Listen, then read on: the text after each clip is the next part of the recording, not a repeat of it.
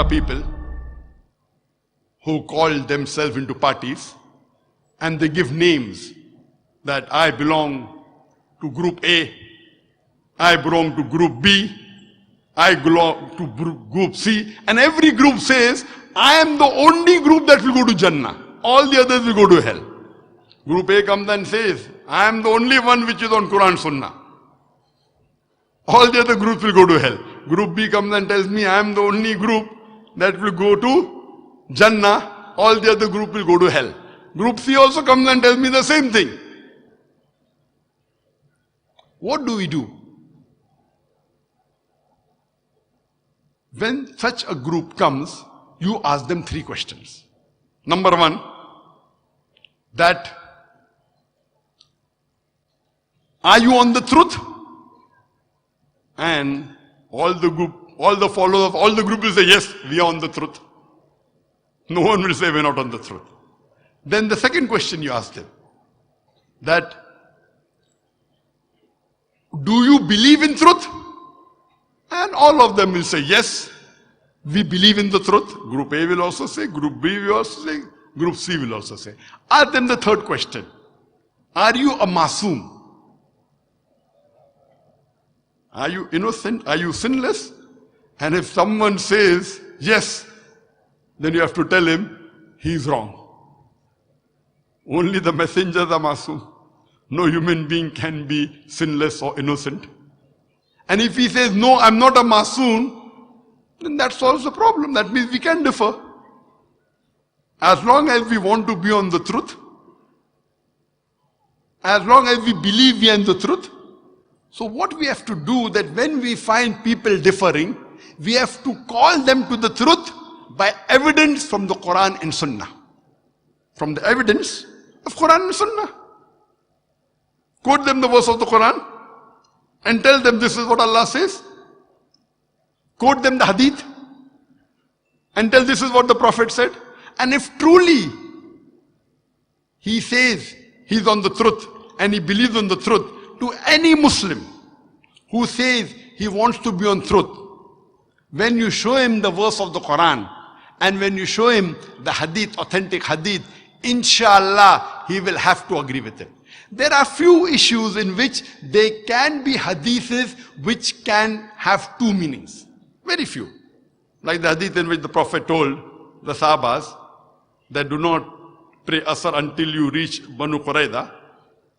Fine. But these are small issues. These issues, as long as you believe that you are on the truth.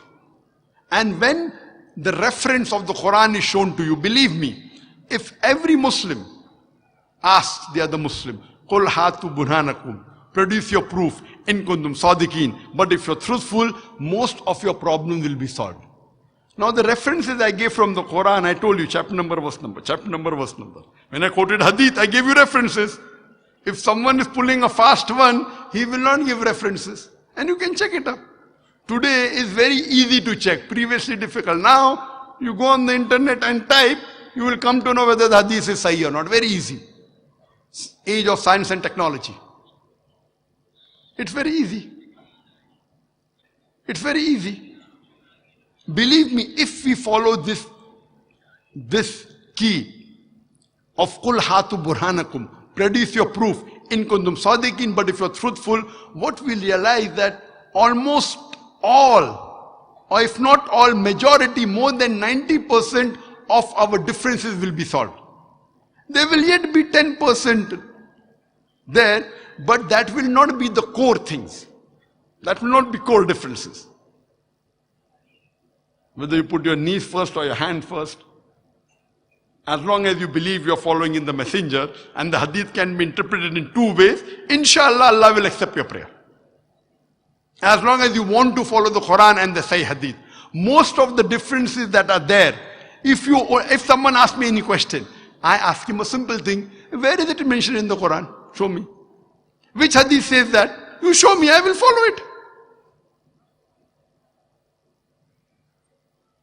And I always told in my lecture from the time I'm lecturing, for mashallah more than 20 years, more than 25 years I'm lecturing, And I have to always say that Quran and Sahih Hadith, Quran and Sahih Hadith. And we know that Quran, I can show you a book, Quran. When it comes to Sahih Hadith, it's difficult. Where are the Sahih Hadith? And the best reply we could give is, okay, follow the Kutub al-Sittah. Some people call it as Siyasitta, which is the misnomer. Siyasitta means 6 authentic books, which is the misnomer. The right word is Kutub al-Sittah. The 6 books, out of which Bukhari and Muslim, the first 2 are 100% authentic. The remaining 4, most of it is authentic, but not all. That is Abu Dawud, Tirmidhi, Sunan Nisai, and Ibn Majah.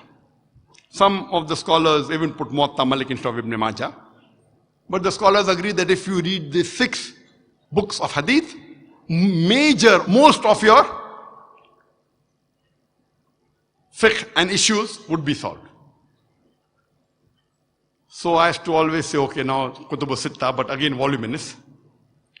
So with this in mind, mashallah, I met the head of the Medina University of Hadith department, Dr. Rahman Azmi, and we came with a project about more than 15 years back. And after Sheikh Rahman Azmi retired, we came with a project of compiling all the Sahih Hadith together in one set of volume. And after 15 years, mashallah, he has just last year completed this project. And according to Sheikh Rahman Azmi, he says there are approximately 1 million hadith that are there. 1 million hadith. If you remove the duplicate hadith, it only turns out to be 60,000. For example, in Sahih Bukhari, there are 7,275 hadith. If you remove the duplicate hadith, it comes to 2,210 hadith. So even in Sahih Bukhari, the matter is the same, but the narrators are different, so it becomes 2 different hadith. Same thing with Sahih Muslim and the other books. So Dr. Rahman Azmi, according to him, there were approximately 1 million hadith, out of which, if you remove the duplicate, it comes to 60,000. And from this 60,000, approximately 13 to 15,000 hadith are sahih. So in a span of more than 15 years, mashallah, we got on with this project, and we had a group of scholars helping him. And it is compiled now in 12 volumes. It is called as Jamia as-Sahih, Jamia Kamil. And all the Sahih Hadith have been compiled, and with all the reasoning given, that why is it Sahih, which scholar says it's Sahih, etc. And whichever Hadith today you quote, it will be there. It's a human work, so I cannot say 100% accurate.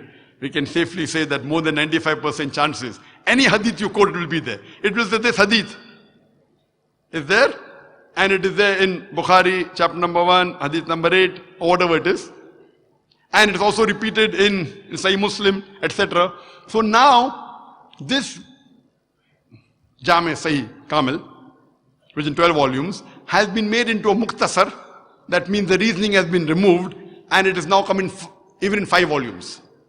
And I told Dr. Rahman Azmi that make it into more smaller, and even just for the layman, for the Muslims, we may not be scholars, only give the matter of the hadith without even the sanad, so that it becomes easier. Now it is present in Arabic language.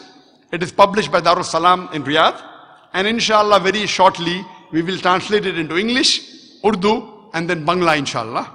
So that when we say Quran and Sahih Hadith, we have the Quran, we also have the Sahih Hadith compiled, mashallah. This project, compiling the Sahih Hadith in one set of books, was the first time done in the Muslim Ummah. Many tried earlier, but didn't complete the project. And Dr. Rahman Azmi has completed the project. It is printed last year. And inshallah, we intend translating it into different languages of the world. The Prophet said, it's mentioned in the Sahih Hadith or Sunnah Abu Dawud, volume number 5, in the book of Sunnah, chapter number 1, Hadith number 4595. The beloved Prophet Muhammad said that the Jews were divided into 71 or 72 sects. the Christians were divided into 71 or 72 sects.